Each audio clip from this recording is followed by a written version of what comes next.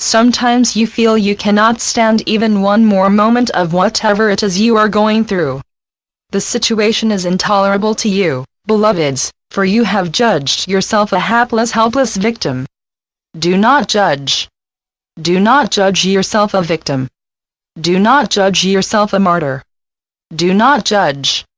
By far and large, you are a self-announced victim of your own thoughts, or you might prefer to say because of your lack of foresight and your preponderance of innocence. Yes, this is also true, yet it is wiser for you to consider yourself responsible for the situation you got yourself into, and responsible for continuing to serve a self-imposed sentence of victimhood. You are the announcer of your own wounds. If something is intolerable to you, why continue to carry its banner? Do not think that I am saying life is a breeze. I say you are the one setting the price you pay. Beloveds, do not pay by suffering. Suffering is off track. Do not accept suffering as a fact. Often you think you trade one suffering for another. Sometimes you think if only. There are so many if onlys.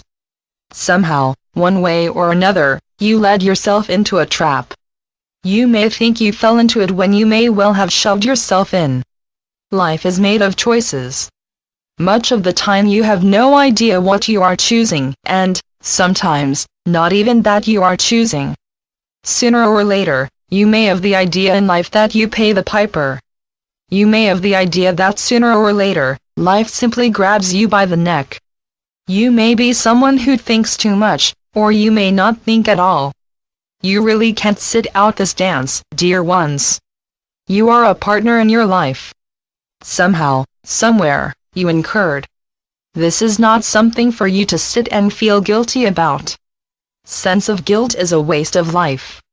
Guilt certainly is not the purpose of your life. Guilt is not a worthy objective to put your attention on, for sense of guilt is a stalemate that keeps you where you are. Throw off the whole halter of guilt and become responsible for moving life forward. Whatever situation you got yourself into that creates suffering is for you to change by how you think, how you point out your own life to yourself.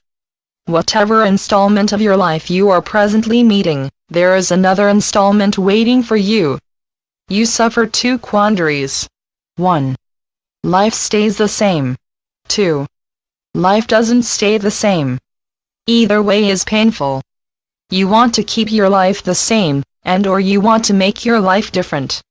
You have discovered that when life takes a stand, you can't budge it. You cannot empirically control it. This makes you a human being living life in the world. Sometimes, life is the way you want it, and sometimes life is the opposite of the way you want it. You suffer change in your life, or you suffer feeling stuck. What if you didn't have to have the idea that suffering is your due? I will tell unequivocally that suffering is not your due. Love is your due. Start loving yourself now. The more you carry love in your heart, the more love you will feel, and the more genuine your love will be. Love is not meant to be something you have to sustain. If you were to let go of whatever holds your love back, your love would shine on its own. You are made of my love. You are the very existence of my love. You were cast in my image, yet you have taken on a blurred image and called it you. Instead of trying so hard to rectify life's turmoil, perhaps you could let go of it. You could shake it off your shoulders and make a beeline for your life's purpose.